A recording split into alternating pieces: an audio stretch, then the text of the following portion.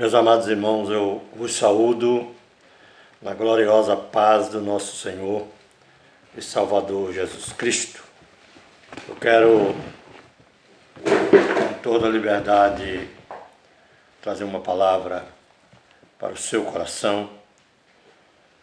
Eu sou o pastor João, do canal Voz da Bíblia. Quero trazer uma palavra de Deus para o seu coração neste momento.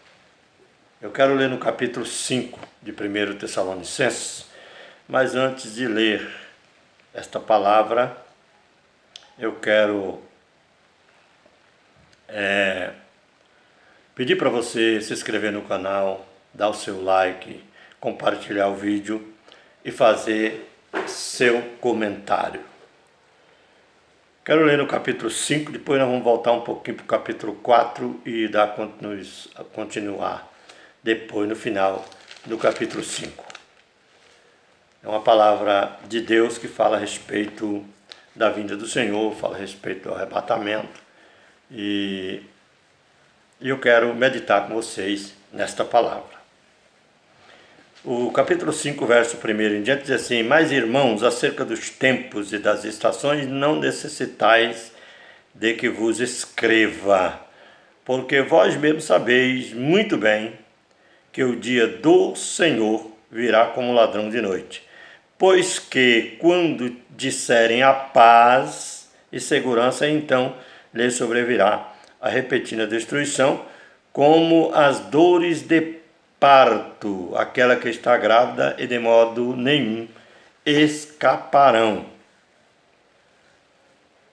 Mas vós, irmãos, já não estáis em trevas, para que aquele dia vos surpreenda como um ladrão, porque todos vós sois filhos da luz filhos da luz e filhos do dia. Nós não somos da noite nem das trevas. Aí continua dizendo: não durmamos, pois como os demais, vigiemos e sejamos sóbrios, porque os que dormem de noite, e os que se embebedam, embebedam-se de noite. Mas nós que somos do dia, sejamos sóbrios, vestindo-nos da couraça da fé e da caridade, e tendo por capacete a esperança da salvação. E voltando um pouco para trás, no capítulo 4 e o verso de número 13 em diante, diz assim, não quero, porém, irmãos, que sejais ignorantes acerca dos que já dormem, para que vos não entristeçais como os demais que não têm esperança. Porque se cremos que Jesus morreu e ressuscitou, assim também aos que em Jesus dormem, Deus o tornará a trazer com ele. Dizemos-vos, pois, isto, pela palavra do Senhor, que nós, os que ficarmos vivos para a vinda do Senhor, não precederemos os que dormem, porque o mesmo Senhor descerá do céu com alarido, com voz de arcanjo, com a trombeta de Deus, e os que morreram em Cristo ressuscitarão primeiro. Depois, nós, os que estivermos vivos, seremos arrebatados juntamente com eles nas nuvens, a encontrar o Senhor nos ares, e assim estaremos sempre com o Senhor.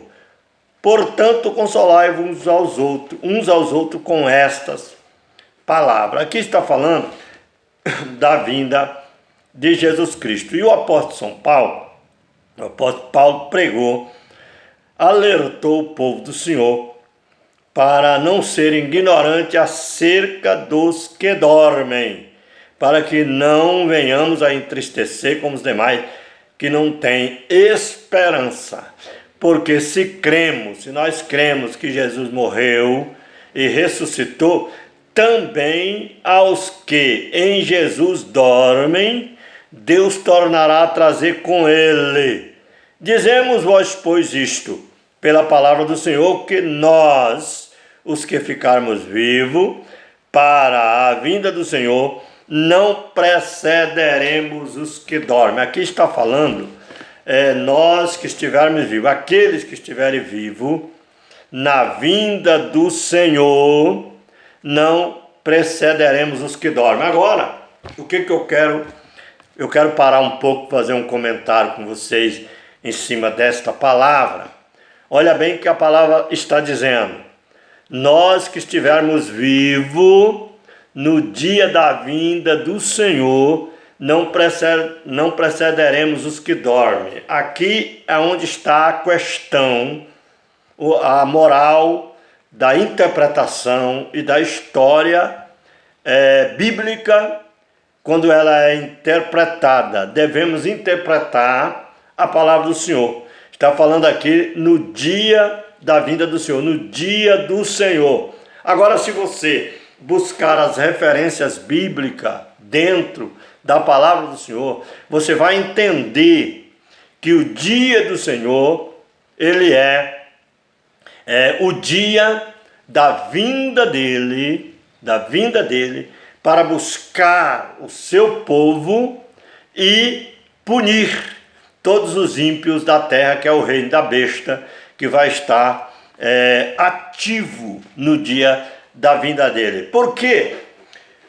O Senhor Jesus, ele já veio uma vez em carne, e ele virá outra vez para buscar o seu povo. E a Bíblia fala que ele vai vir a segunda vez. Ele não vai vir uma terceira vez. A gente não acha em canto nenhum na Bíblia que Jesus vai vir uma terceira vez. A gente só acha que ele vai vir outra vez, que é a segunda vinda dele. Ele veio a primeira vez em carne, se fez carne, habitou entre nós e iniciou o ministério dele na terra, que é o início do reino, falando do evangelho do reino, mas não o reino milenial. Porque o reino milenial só vai acontecer depois da sua segunda vinda. Quando ele vier outra vez para buscar a igreja, para destruir com o reino da besta, com todo o sistema globalizado mundial, então agora ele vai implantar o seu reino milenial. E aí a palavra de Deus se cumpre, que ele vai vir a sua segunda vez. Ele já veio a primeira vez, morreu e ressuscitou, e agora ele vai vir a sua segunda vez para os seus. Agora, existe uns ensinamentos que alguém quer arrumar uma vinda de Jesus entre meio a essas duas vindas, que é um arrebatamento eminente, um arrebatamento secreto no meio das duas vindas. Mas eu nunca encontrei na palavra de Deus uma vinda de Jesus no meio dessas duas vindas, que seria a vinda dele quando ele veio, que se fez carne, e depois a outra vinda dele para o arrebatamento da igreja, festa dos tabernáculos e implantar o milênio. Entendeu? Nesse dia que ele vier, que é o chamado dia do Senhor, não vamos separar o dia do Senhor do dia da vinda dele para o milênio e para essa vinda que eu estou falando. Não vamos separar, porque senão vai ter que ter 3 vindas de Jesus. Vai ter que ter 2 arrebatamentos. Vai ter que ter o arrebatamento da igreja, que muitos pregam aí, que é o arrebatamento secreto, num piscar de olho. E eu vou provar para vocês hoje que não existe esse arrebatamento fora do dia do Senhor, que é a vinda dele, que é a segunda vinda. Não tem um outro arrebatamento. Eu já procurei esse arrebatamento no meio das duas vindas, da primeira vinda em carne e da segunda vinda para o milênio, e também para que ele vá arrebatar a igreja, levar para o céu, derramar as taças da ira de Deus, e depois o milênio. Eu só encontro essa segunda vinda. Não tem uma outra vinda. Por que Paulo não pregou essa outra vinda? Por que Paulo não ensinou que Jesus já veio em carne, aí Jesus vai vir arrebatar os santos, e depois ele vai vir de novo para o milênio? Por que Paulo não ensinou isso? Não tem na Bíblia. Se tivesse na Bíblia, Paulo teria ensinado. Paulo teria que ter falado, deixado escrito isso. Mas ele não deixou escrito isso. Entendeu? Ele só deixou a primeira vinda em carne e a segunda vinda, que é o dia do Senhor. Essa é a verdade. Mas o povo quer arrumar um outro dia, o dia do arrebatamento, e depois um outro dia. Entendeu? Que eles querem dizer que o dia do Senhor é o dia do arrebatamento, Uns pregam isso, que o dia do Senhor é o dia do arrebatamento, e o dia que ele voltar de novo é para cumprir o Apocalipse 19, aí ele já que um outro dia. Mas se ele vier outra vez, tem que ter ressurreição outra vez. E só existe a primeira ressurreição. Não existe duas ressurreições. Entendeu? Não existe, só existe duas. Que ela iniciou em Cristo como primícia, e ela vai ser a ressurreição da igreja, que é a primeira também, porque Jesus ressuscitou primeiro e nós ressuscitaremos com ele no dia da sua vinda, que é o dia do Senhor, que é o dia que ele vai vir para juízo contra os ímpios e para a salvação do povo dele. Entendeu? É onde ele vai ressuscitar as pessoas que morreram nele, que estão esperando.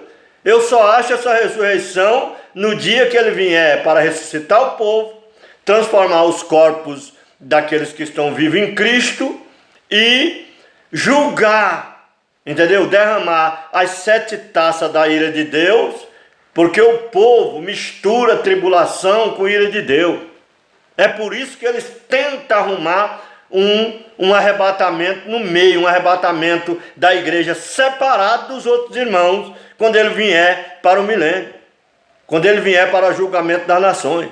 Mas eu só encontro na palavra de Deus que ele vai vir, ele vai arrebatar os salvos, transformar, ele vai, ressuscitar os que morreram em Cristo, na fé, vai transformar os corpos daqueles que estão vivos na época, que vai ter muita gente viva no final da grande tribulação, e ele vai tirar para o céu e vai derramar as 7 taças da ira de Deus. Agora aí a ira de Deus, a tribulação já acabou.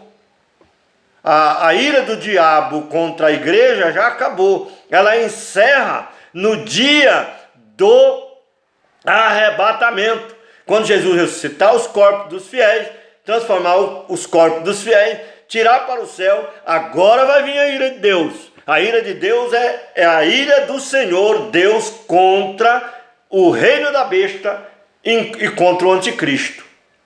Entendeu? Essa aí é a ira de Deus. Mas a grande tribulação é a ira do diabo, a ira do anticristo contra a igreja. Por isso que vai haver perseguição contra os santos. A Bíblia diz que ele vai fazer guerra contra os santos e vai vencer, vai ser permitido que ele vença. Aparentemente, na ótica humana, parece que a igreja está perdendo, mas a igreja não está perdendo. Muitos irmãos vão ser mortos, mas não significa porque vão ser mortos estão perdendo, não, estão ganhando. Porque o diabo tem poder até de tocar no corpo da pessoa, mas não tem poder de tocar na alma. Entendeu? Quem morrer em Cristo vai ressuscitar no dia do Senhor, na vinda que ele vier, igual eu já acabei de explicar, que eu não quero repetir isso aí. E a palavra do Senhor diz aqui, porque se cremos que Jesus ressuscitou, assim também os que em Jesus dormem, até essa época, no dia do Senhor, Deus o tornará a trazer com ele. Dizemos-vos, pois, isto pela palavra do Senhor, que nós, os que ficarmos vivos para a vinda do Senhor, não precederemos os que dormem. Quem estiver vivo não vai preceder aos que dormem. Os que dormem, no dia do Senhor, Jesus vai chamar ele, vai ressuscitar eles primeiro. Ressuscita eles primeiro. E depois, olha bem o que diz a palavra do Senhor. Porque o mesmo Senhor descerá com alarido. Vai ser um dia de muito movimento. Alarido e com voz de arcanjo. Ele desce com alarido e com voz de arcanjo. E com a trombeta de Deus. Com a trombeta de Deus. Entendeu? E os que morreram em Cristo ressuscitarão primeiro. Olha bem. Eu vou parar aqui para me fazer uma meditação com vocês. Alarido vai ter participação dos anjos nesse dia. Os anjos vão descer, milhares de anjos com o Senhor, para realizar o trabalho da ressurreição, entendeu? E da transformação dos corpos dos vivos, dos santos, entendeu? E a trombeta de Deus aqui vai ser o toque da última trombeta. O toque da última trombeta, quem vai estar tocando é as duas testemunhas. Porque as duas testemunhas vai estar tocando. E as duas testemunhas, elas vão morrer. Elas vão morrer, elas vão ser mortas, muitas delas vão ser mortas no período da grande tribulação, mas o evangelho vai se estender até esta época. O evangelho vai se estender pelas duas testemunhas, pelas pessoas vivas que ainda não morreram, que estão pregando até no final da grande tribulação. Mas muitas das duas testemunhas morrerão, mas nem todas morrerão.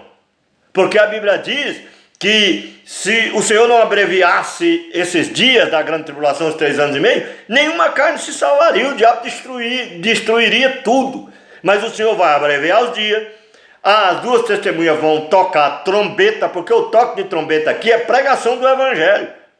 Você não vai escutar um anjo tocando uma trombeta lá no céu e descendo para a terra. Não é isso. O toque de trombeta, a trombeta de Deus, é a última trombeta que vai pregar no período da grande tribulação. Quem vai pregar vai ser os homens, as duas testemunhas que vão pregar na grande tribulação. Só que as pessoas só entendem no pé da letra. Eles acham que quando fala de toque de trombeta, os anjos vai descer cada um com a trombeta tocando. Não é isso que a Bíblia está falando.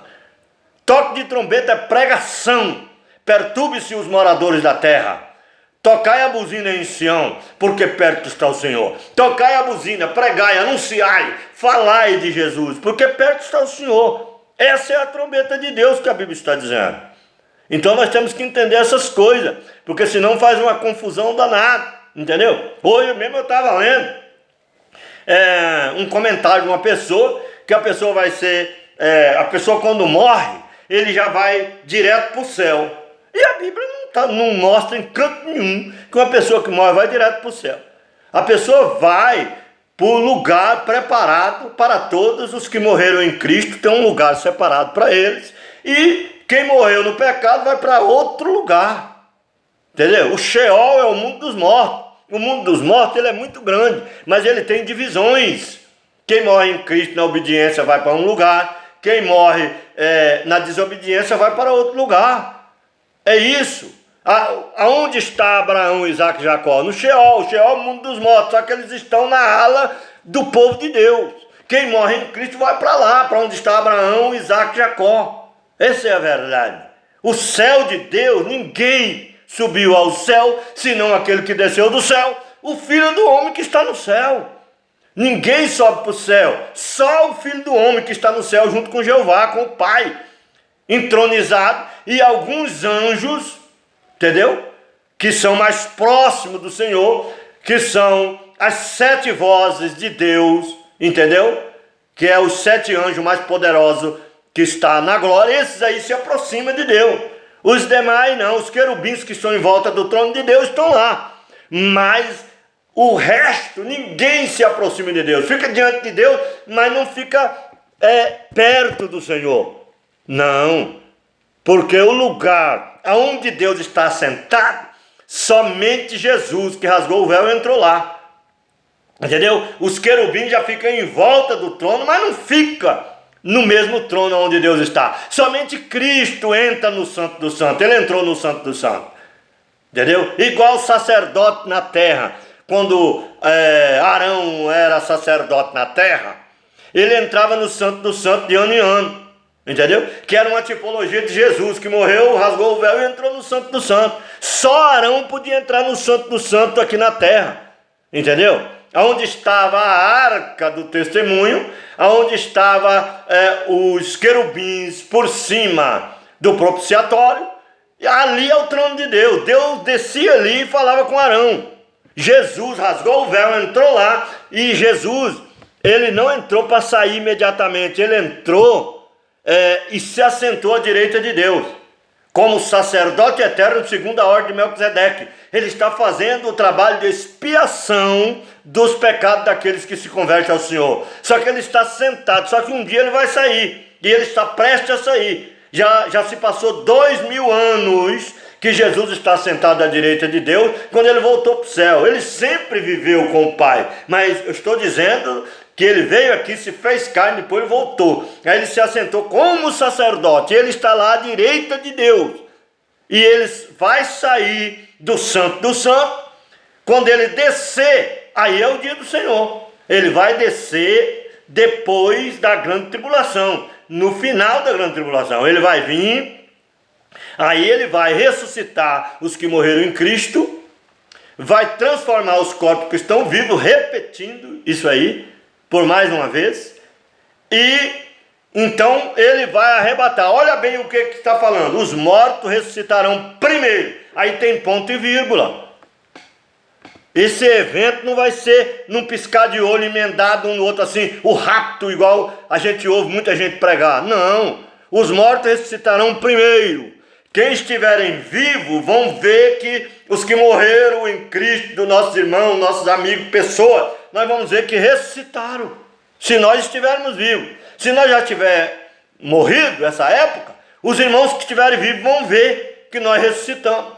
O maior sinal da vinda de Jesus vai ser essa ressurreição dos corpos daqueles que morreram na obediência. A igreja vai ver os que estiverem vivos. Entendeu? Porque esses que ressuscitaram também faz parte da igreja. Eles já morreram, Jesus vai trazer eles, aí tem ponto e vírgula. Aí depois fala, depois nós seremos transformados, arrebatados junto com eles. Entendeu?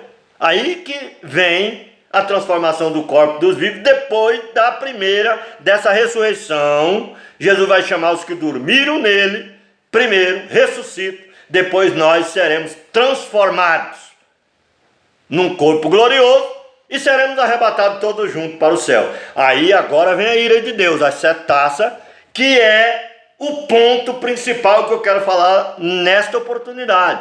A ira de Deus,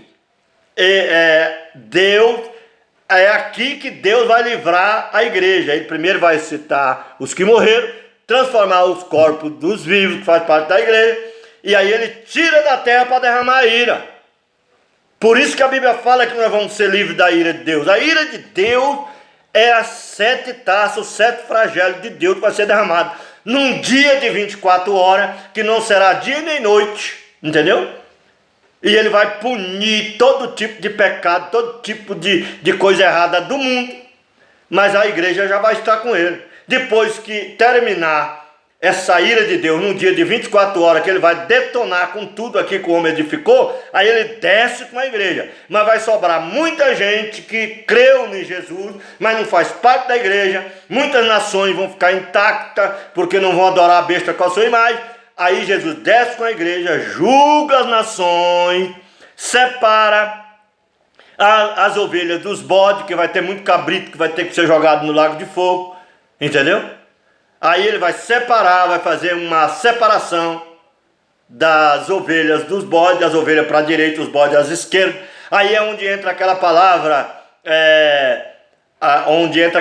que Jesus pregou, vinde a mim, bendito do meu Pai, possui por herança o reino que está preparado desde antes da fundação do mundo, porque eu tive fome e deste-me de comer, era estrangeiro e me hospedaste, estava nu e me vestiste, estava com frio e me deste um cobertor para se cobrir, e assim sucessivamente. Aí as pessoas vão falar, quando isso, Senhor? Ele vai dizer, quando fizeste aos meus pequeninos, a mim me fizeste.